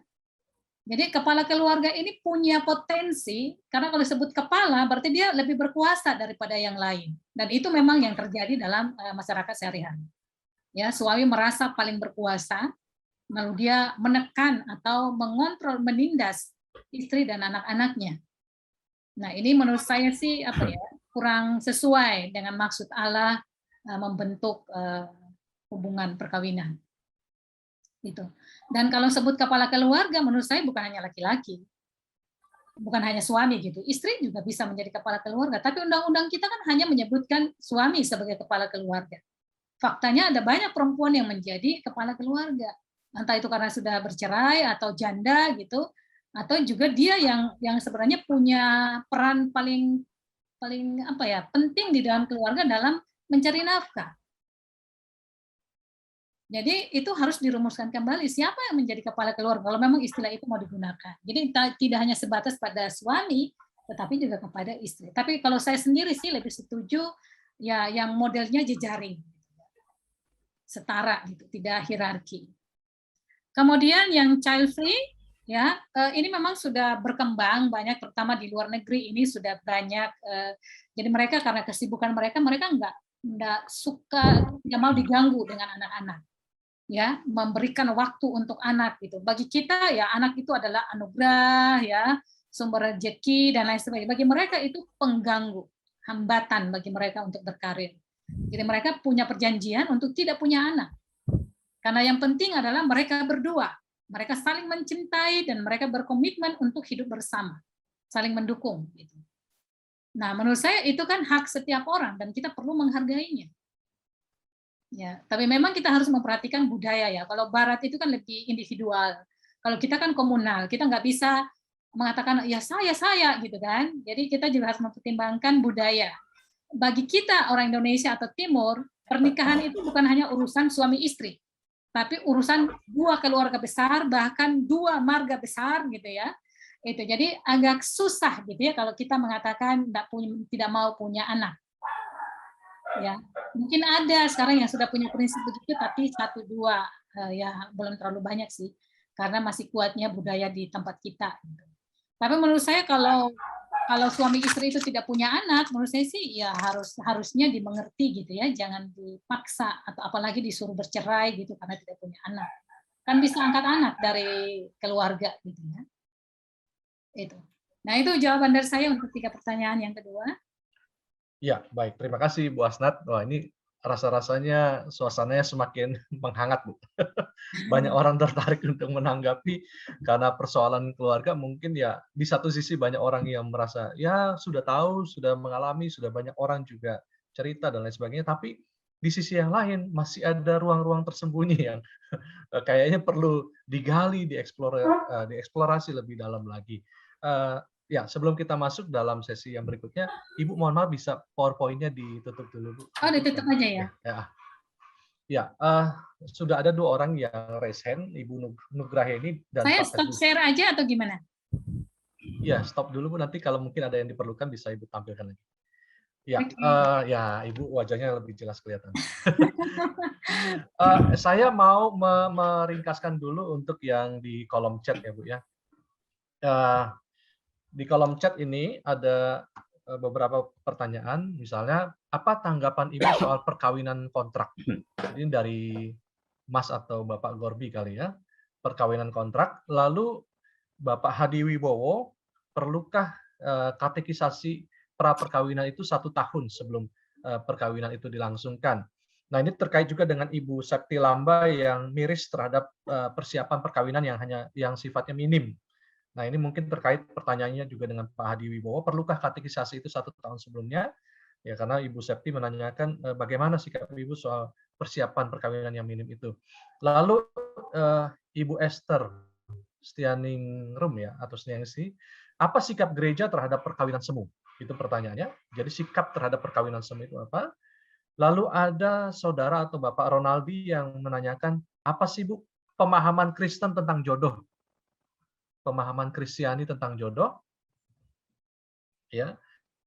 Itu. Lalu kemudian dari Bapak Eden atau Saudara Eden, Bapak Eden menanyakan bagaimana kalau sudah terlanjur menikah tapi terjadi KDRT. Sementara apa yang sudah dipersatukan Allah katanya nggak boleh dipisahkan oleh manusia. Itu yang dari kolom chat dulu, Bu. Demikian Bu Asnat. Ya. Ya. Nah, tentang kawin kontrak, kalau saya tidak setuju ya dengan kawin kontrak. Ya, apalagi dengan pemahaman Kristiani, ya kita memahaminya perkawinan itu sekali untuk seumur hidup.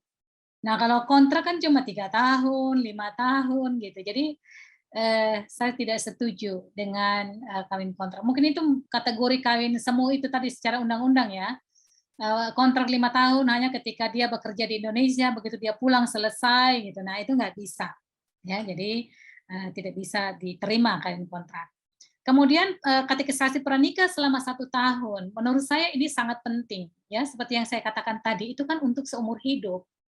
Ya, bagaimana kita melakukannya hanya 2-3 kali gitu, dan kadang materinya ya hanya berkaitan dengan masalah teknis gitu ya. Besok itu bagaimana prosedurnya gitu, duduk di mana, apa yang harus dilakukan gitu. Nah, padahal ini persoalan yang dihadapi oleh keluarga itu sangat banyak. Ya. Materi yang saya tulis tadi di PowerPoint itu udah banyak sekali gitu ya, tema hukum gitu ya, kesehatan reproduksi, komunikasi, macam-macam itu temanya, dan kita harus panggil ahlinya. Ya, jangan pendeta semua yang melakukan karena dia bukan ahli segala sesuatu. Jadi kalau mau bicara kesehatan reproduksi, panggillah dokter. Bicara tentang hukum ya panggillah ahli hukumnya gitu ya, memanfaatkan warga jemaat yang ada. Dan itu waktunya memang bisa 1 tahun. Ya, bisa 1 tahun. Karena memang kita kan tidak melakukannya katekisasi setiap hari kan. Jadi bisa jadi memang bisa 1 tahun. Nah, orang 3 bulan tapi cuma 3 kali. Ya sama aja bohong. Ya. Dan kalau kita mau jujur, tidak semua gereja punya buku katekisasi. Dan tidak semua gereja melakukan katekisasi pranikah itu secara benar gitu ya, sesuai dengan aturan. Karena tidak ada buku katekisasi, ada pendeta yang kreatif, suka-suka dia dong mau ngomong apa, lalu dia ngomong ngalur ngidul gitu di situ, nggak ada materinya. Ada buku katekisasi paling cuma 20 halaman. No, mau ngomong apa 20 halaman? Gitu. Jadi menurut saya penting itu 1 tahun paling enggak ya. Kenapa orang mempersiapkan baju nikah, ya gedung pertemuan itu 1 tahun sebelumnya sudah disewa. Loh, masalah katekisasi kok dilupakan. Tapi kita mau larang-larang orang bercerai kalau ketika terjadi masalah. Ya. Nah, itu menurut saya. Jadi harus ya paling enggak 1 tahun katekisasi pranikah. Kemudian bagaimana sikap gereja terhadap perkawinan semu? Ya, gereja kadang apa ya kayak petugas kebakaran. Telat datangnya. Kadang orang udah bercerai baru dia tahu. Pendeta tahu, oh si Anu sudah bercerai ya. Selama ini kok kayaknya mereka harmonis aja gitu ya. Banyak gereja yang kadang nggak mau tahu gitu.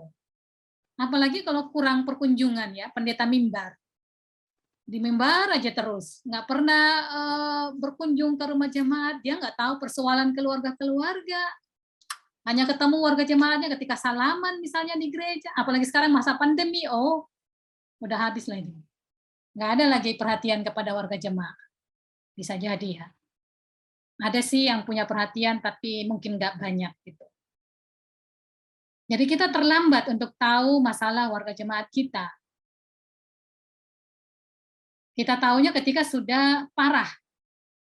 Sudah mau pergi ke pengadilan, sudah bercerai, baru kita tahu.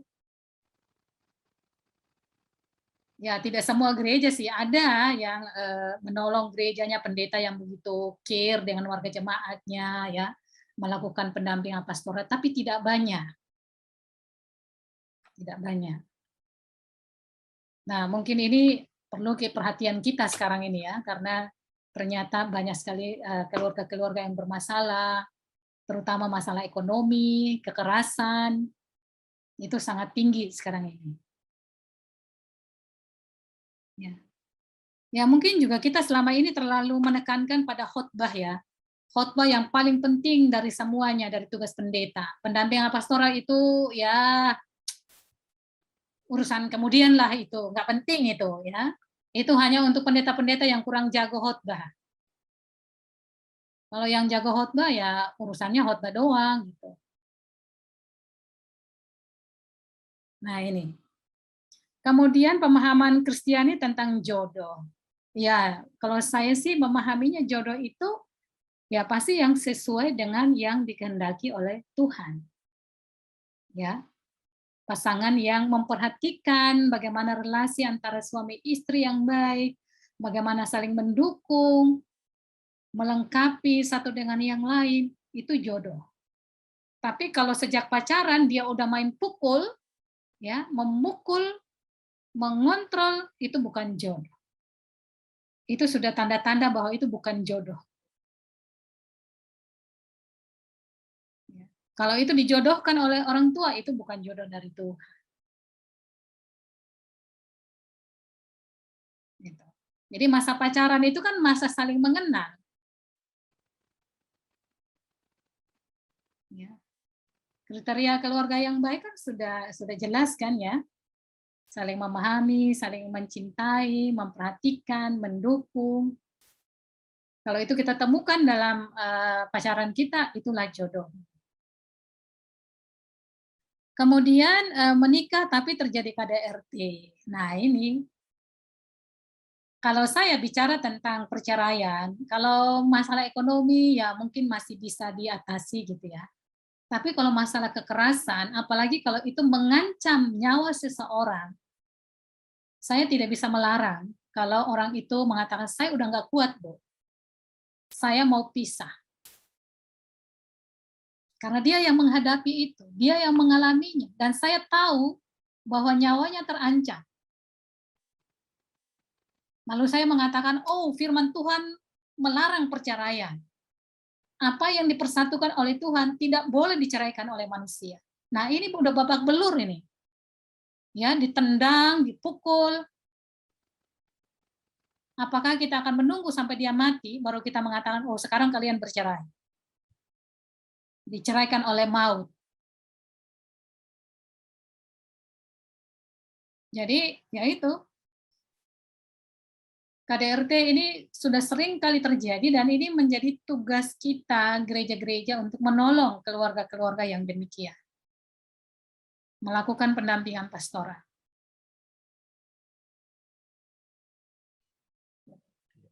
Saya pernah melihat seorang istri memukul suaminya, ya. Jadi ternyata kekerasan itu bukan hanya dari suami ke istri juga ada yang memukul suaminya. Nah ini bahaya. Ini rumah tangga atau rumah duka, ya, atau rumah tinju. Nah itu. Silakan Pak Dinka. Terima kasih Bu. Wah, jadi dari penjelasan Ibu sangat terlihat bahwa gereja punya tugas dan fungsi yang cukup penting ya, dalam rangka mempersiapkan perkawinan itu, baik bicara soal pendampingan, katekisasi, maupun juga ketika perkawinan itu sudah berlangsung, sehingga bukan hanya preventif tapi juga sifatnya kuratif, yang melakukan tindakan-tindakan bagaimana bisa membantu keluarga atau pasangan-pasangan itu untuk bisa menemukan solusi ya atas persoalan yang terjadi. Jadi gereja tidak boleh tinggal diam. Ya, Nah, memang kadang apa ya, warga jemaat itu kan nggak berani untuk ngomong gitu ya. Nah, kitalah Ya. yang mendekati. Gitu. Baik, baik. Terima kasih, Bu. Ya, Bapak Ibu, ini sangat menarik. Waktu kita sudah 17.31, tapi masih ada 2 orang raise hand dan 1 orang menanyakan di kolom chat. Saya tanya dulu kepada Ibu Asnat, apakah ini masih mau diberikan ruang untuk mereka bertanya, Bu? Bisa. Karena tadi kita mulai lebih 10 menit tadi Baik, kita mulai. baik. Jadi kita berikan kesempatan 1 termin lagi untuk ini sudah ada. Oh, Gorbi masih mau nanya lagi ya? Tadi sudah ditanyakan pertanyaannya soal perkawinan kontrak. Gorbi masih mau bertanya lagi? Iya Pak, masih Pak. Masih soal perkawinan kontrak tadi? Bukan Pak, tentang perjanjian pranikah. Oh, iya. Oke, kita utamakan dulu yang 2 orang yang belum ya. Nanti kalau masih ada waktu kita ke Gorbi. Ibu Nugraheni Siwi, Ibu Nugraheni Siwi, lalu Pak Teguh. Masih memungkinkan Pak, Leni Palese. Leni Palese. Ya, dari ya, ini rupanya Bu 1,5 jam rupanya harus ditanya. Karena bicara perkawinan ini sangat menarik. Oke, boleh ya. Mungkin 1 saja Ibu Leni. Sudah, habis itu kita close supaya masih ada. Saya mengingatkan juga masih ada ruang pertemuan kita di minggu kedua, minggu ketiga, minggu keempat. Jadi jangan kita habiskan dulu porsinya di 1 sesi ini. Masih ada topik-topik yang sangat menarik yang akan kita kupas terkait KDRT, terkait kekerasan seksual, terkait perceraian dan perkawinan kembali. Minggu kedua, minggu ketiga, minggu keempat. Ya. Oke, Ibu Nugraheni silahkan Bu untuk menyampaikan tanggapan. Ya, terima kasih Pak Dinka. Selamat sore Bu Asnat. Selamat sore Ibu Pendeta. Saya bersyukur untuk materi ini dan saya ingin kembali lagi bertanya soal bina pranikah gitu ya. Karena memang saya setuju sekali dengan pendapat Ibu bahwa bina pranikah itu penting dan harus dilakukan 1 tahun sebelumnya begitu. Tapi dalam realitanya memang banyak gereja begitu yang susah sekali melakukan ini begitu ya. Apalagi saya memang menjadi salah satu gitu ya yang mengikuti bina pranikah atau apa istilahnya gitu ya, katekisasi begitu, yang memang materinya itu disusun dengan sangat indah, rapi dan sangat menarik begitu ya, sama seperti yang Ibu Asnat sampaikan tadi. Tapi ternyata di dalamnya hanya terjadi 1 kali pembahasan. Jadi hanya bina pranikah itu Sabtu Minggu saja gitu loh Bu. Setelah itu kami berdua yang menikah ini akan menikah ini dapat sertifikat begitu ya. Dan itu pun diikuti oleh banyak sekali calon-calon pasangan yang akan menikah. Sehingga iya benar Mas, dan sehingga yang saya rasakan adalah saya tidak mendapatkan pastoral begitu ya. Seperti yang Ibu tadi sampaikan dalam ulasan, saya tidak mendapatkan itu, apalagi tantingan siap nggak untuk menikah gitu ya, apa-apa yang sudah terjadi dalam masa pacaran ini sehingga itu bisa nanti memperkuat untuk pernikahan, sehingga pernikahan semu yang diutarakan Ibu tadi tidak mungkin terjadi begitu loh. Meskipun dalam perjalanannya indikasi-indikasinya itu ada begitu ya, cekcok yang akhirnya main kekerasan itu ada, meskipun saya tidak tahu apakah ini juga bisa dikatakan pernikahan semu begitu ya. Nah, lalu yang selanjutnya yang ingin saya tanyakan soal bagaimana yang pertama tadi, bagaimana dengan katekisasi pranikah massal menurut Ibu begitu ya. Lalu yang kedua adalah bagaimana dengan pendeta yang mengadakan katekisasi itu hanya untuk 1 orangnya gitu, karena katakanlah yang satu orangnya lagi itu jarak jauh gitu, sehingga nanti aja kalau udah mendekati hari H baru nanti kamu ikut katekisasi begitu. Bagaimana menurut Ibu gitu, karena menurut saya ini masih sangat menggelitik sekali begitu. Terima kasih Bu Asnat dan Pak Dinka. Terima kasih Bu Pendeta. Pak Teguh, monggo Pak. Ya. Selamat sore, saya tadi terlambat karena saya kurang cermat membaca undangannya. Yang lain juga gitu nih. Iya begitu ya. Saya dari Duta Wacana Angkatan 84. Saya bukan pendeta ya. Ya. Sudah resign pendeta, saya bidang lain ya. Begini, saya sangat concern ke pernikahan. Saya tinggal di GKI di Jakarta.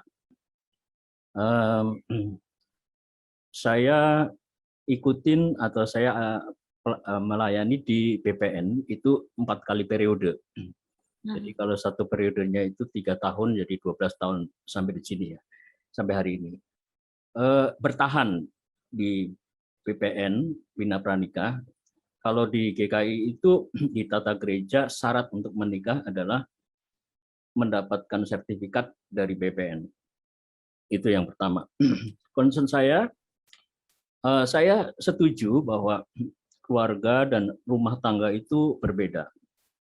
Lalu kepala keluarga itu bukan suami atau bukan istri. Ya. Kalau berbicara tentang rumah tangga itu berbicara fungsi, maka siapapun bisa menjadi kepala keluarga.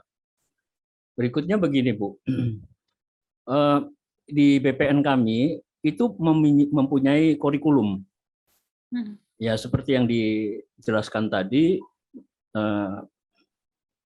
narasumbernya dari berbagai bidang, ya termasuk hukum, dokter, psikologi, psikiatri, itu ada dilibatkan di sana.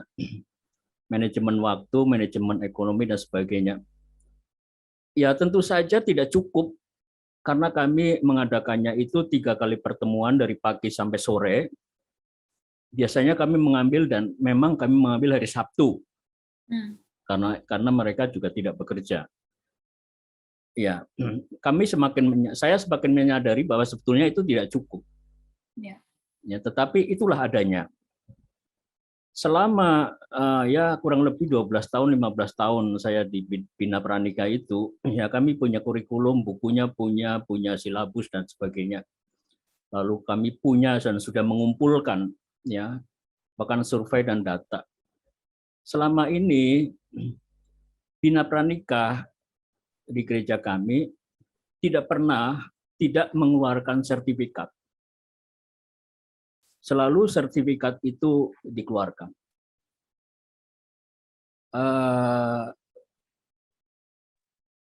Untuk maaf Pak Teguh, mungkin bisa pada pertanyaan. Iya, untuk kehati-hatian dan ini, untuk kehati-hatiannya, maka selama pandemi ini kami sangat menyaring pesertanya, ya, sangat menyaring pesertanya. Pertanyaan saya begini, Bu. Pertanyaan saya adalah, apakah gereja itu punya kemampuan juga untuk menghentikan pernikahan, membatalkan perkawinan? Seharusnya itu dilakukan. Kalau kemudian sampai sekarang pemahamannya bahwa itu tergantung pendetanya lah. Sebetulnya bukan tergantung pendetanya, karena pendeta ini kan menjalankan pelayanan majelis gitu ya. Begitu. Nanti kalau pendetanya suka-suka, dia menganggap ini udah layak menikah atau tidak, ya mungkin bisa terjadi perceraian atau kawin semu tadi.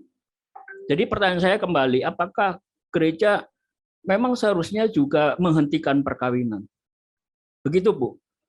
Baik, terima kasih Pak Teguh. Ini maksudnya sebelum menikah atau sudah menikah, Pak? Sebelum. Oh, sebelum. Oh, sebelum. Baik. Kan saya berbicara tentang BPN, Bu. Oke, Pak.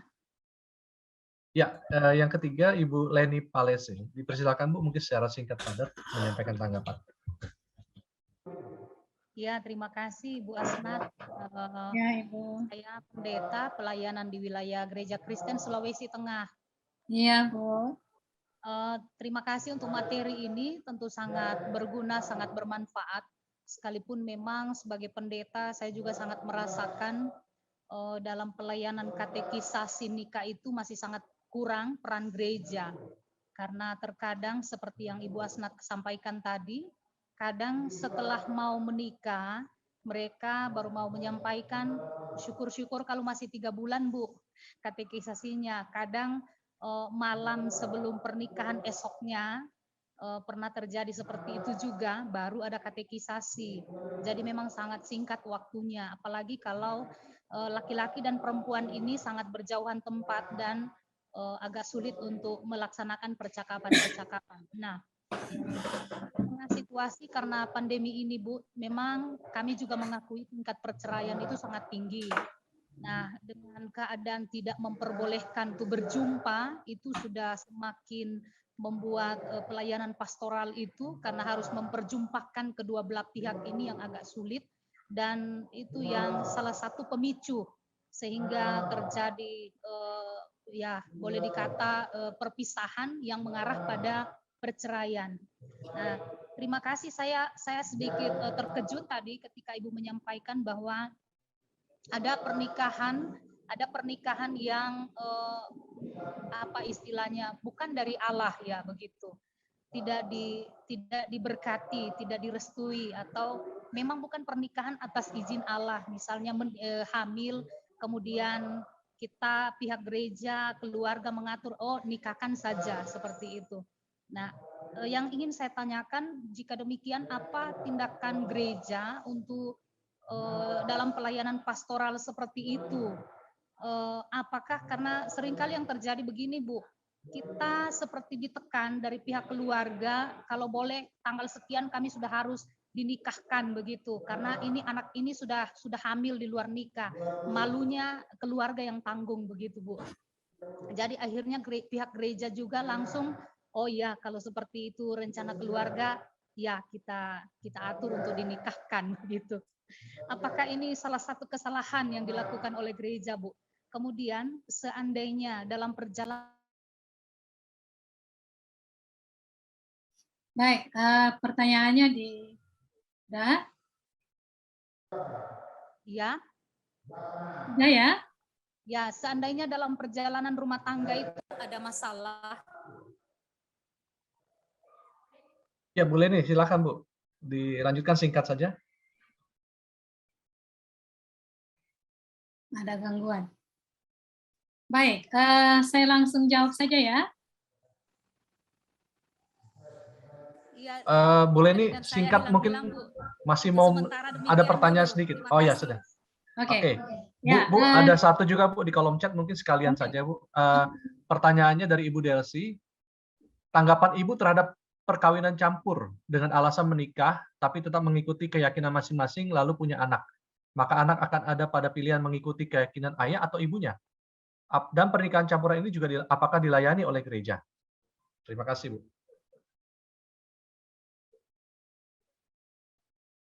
Ya, saya rasa itu saja tanggapannya. Oke. Silakan Bu Asna. Saya menjawab dari Bu Nuno tadi ya. Bina pranikah katekisasi massal. Kalau saya sih nggak setuju dengan katekisasi massal. Karena masing-masing pasangan kan berbeda gitu ya, khas. Apa yang menjadi latar belakang mereka juga berbeda gitu. Apalagi ada tesnya nanti ya, tes psikologi. Jadi ada baiknya setiap pasangan ya waktunya sendiri gitu. Jadi nggak kayak tidak seperti kelas bersama gitu ya. Jadi harus atau misalnya kalau materinya sama bisa sama-sama gitu ya. Tapi nanti ada waktu yang khusus untuk setiap pasangan. Nah itu bisa saja dilakukan karena toh materinya sama gitu ya. Tapi harus ada yang khusus untuk setiap pasangan. Nah, kemudian bagaimana yang hanya satu orang yang didampingi gitu ya, yang melakukan katekisasi. Nah, kalau itu pasangannya jarak jauh gitu ya, sebaiknya dilakukan katekisasi di gereja di mana mereka bergereja. Ya, dilakukan di situ. Jadi tidak harus mereka datang karena mungkin masalah pekerjaan, tapi dia dilayani oleh gereja setempat. Itu bisa dilakukan. Ya, jadi ya misalnya yang perempuan kita yang layani, yang laki-laki dilayani di sana. Sebab kalau tunggu mereka harus bersama agak sulit ya, apalagi kalau jaraknya sangat jauh. Satu di Sumatera, satu di Jogja, misalnya kan susah. Ya, jadi bagaimana minta tolong pada gereja setempat. Itu solusinya. Kemudian pada Pak Teguh, apakah gereja bisa membatalkan perkawinan? Ya, kalau misalnya pas katekisasi gitu ditemukan ini kok bermasalah nanti gitu dan gereja meminta supaya dibatalkan. Sebenarnya yang membatalkan itu bukan gereja, Ya, gereja tidak berhak untuk membatalkan, tetapi kedua pasangan itu. Tugas gereja adalah menolong mereka untuk memahami pasangannya, ya, termasuk menemukan apa yang menjadi kekurangan misalnya dari pasangan dan mempersilahkan mereka untuk mengambil keputusan. Tapi kita memberikan apa ya, memberikan masukan, ini loh pasanganmu seperti ini, ya, apa kamu siap melanjutkan perkawinan atau tidak. Kalau dia mengatakan melanjutkan, kita harus mendukungnya.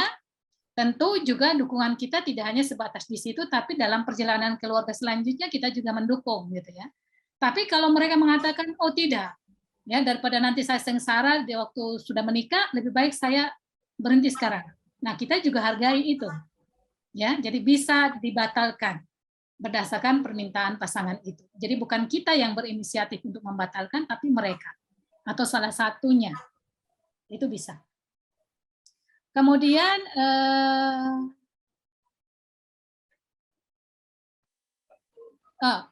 bagi yang mendadak, ya, saya dalam beberapa pelatihan atau seminar di gereja saya mengatakan kalau ada yang mendadak tolak, ya. Kalau ada keluarga yang mengatakan ini mau menikah, tolonglah dinikahkan, kami mau tutup malu, ditolak. Karena nanti konsekuensinya gereja yang tanggung, gitu ya, kalau terjadi masalah.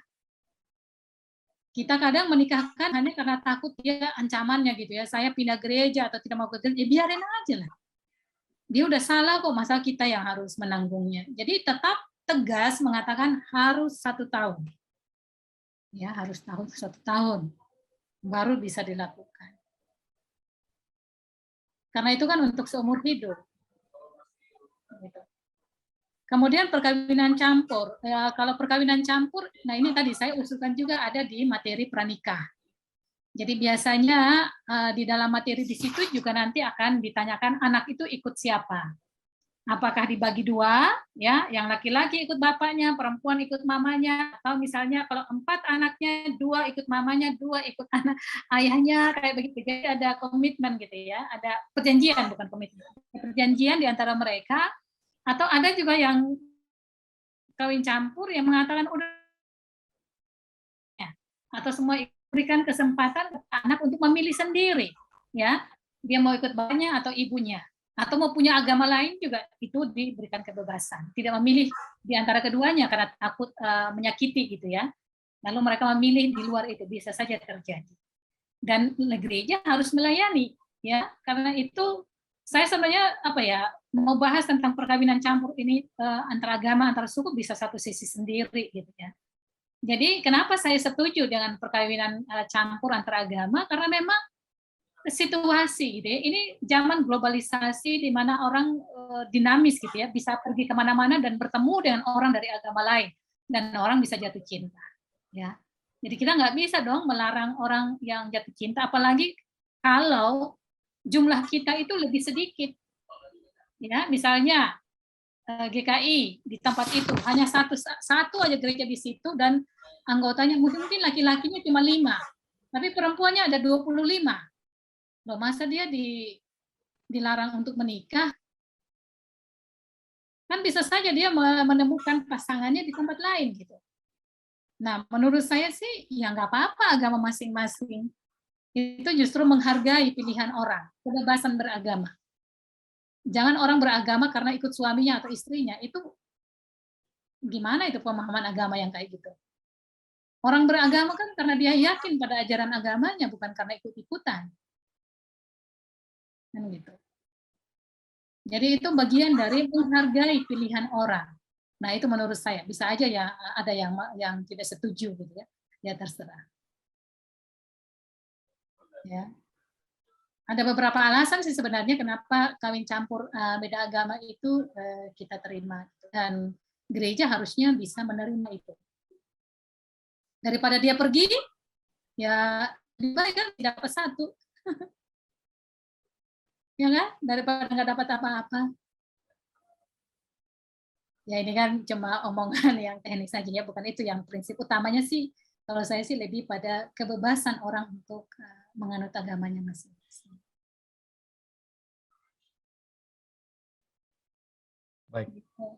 Ya, terima kasih Bu Asnat atas tanggapan di termin yang terakhir ini yang kembali membuka wawasan kita, ya, bagaimana sikap kita di dalam persiapan perkawinan itu menjadi satu pondasi yang utama, ya. Ibarat kita mau bangun rumah itu kan pasti perencanaannya juga sangat matang. Lalu kita persiapkan bahannya gitu ya, kita perlu cari referensi orang yang baik dan sebagainya dan seterusnya. Apalagi ini mau membangun keluarga, itu pasti pondasinya juga harus kuat, kira-kira seperti itu. Nah, juga diingatkan pentingnya peranan gereja tadi, bagaimana gereja bisa melakukan upaya-upaya pembinaan supaya bisa mencegah atau mengurangi dampak perkawinan semu atau bahkan bentuk perkawinan semu sendiri, dan bagaimana peranan gereja ketika hal itu sudah atau dialami dalam keluarga. Tapi kita akan juga mengeksplorasi topik-topik terkait seputar keluarga atau perkawinan di pertemuan kedua, ketiga, dan keempat sebagaimana yang sudah saya sampaikan tadi. Sabtu 11 September 2021 di jam dan waktu yang sama. Tolong aku mengalami KDRT. Nah, ini sangat menarik pasti. Ini judulnya saja sudah provokatif gitu ya. Karena saya sebagai pendeta, Bu, mengapa saya menulis tesis waktu 2018 yang lalu soal teologi keluarga? Karena dalam pelayanan banyak sekali mendapatkan curahan hati tentang salah satunya KDRT. Yang diam-diam itu banyak terjadi di tengah-tengah keluarga. Aduh, sangat luar biasa. Nah, mau dengar, mau tahu, mau lihat seperti apa topik yang sangat menarik itu, mari Bapak Ibu catat tanggalnya, jangan lupa untuk hadir di minggu depan. Nah, untuk itu saya kembalikan kepada Bu Asnat. Terima kasih atas pencerahannya Bu sore hari ini. Terima kasih atas kehadiran Bapak Ibu. Terima kasih atas perhatian Bapak Ibu dan tanggapan pertanyaan Bapak Ibu. Mohon maaf kalau ada kekurangan dalam tugas sebagai moderator sore hari ini. Saya kembalikan ke Bu Asnat. Ya, terima kasih Bapak Ibu Saudara. Semoga kita bisa ketemu lagi minggu depan dengan topik yang masih berkaitan dengan ini, tapi tentang kekerasan. Ya, terima kasih untuk partisipasinya, keterlibatannya, diskusi yang cukup hidup pada sore hari ini. Ya, sudah mengisi presensi kan Bapak Ibu? Ya, sudah Bu. Presensi. Baik, di pertemuan berikutnya mungkin nanti bisa ada juga yang sharing gitu ya, tidak selalu harus dari saya, bisa dari Bapak Ibu semua. Baik, terima kasih, sampai kita ketemu minggu depan. Terima kasih Bu. Terima kasih. Tuhan memberkati kita semua, jaga kesehatan. Terima kasih Bu. Terima kasih Bu. Terima kasih Bu. Terima kasih.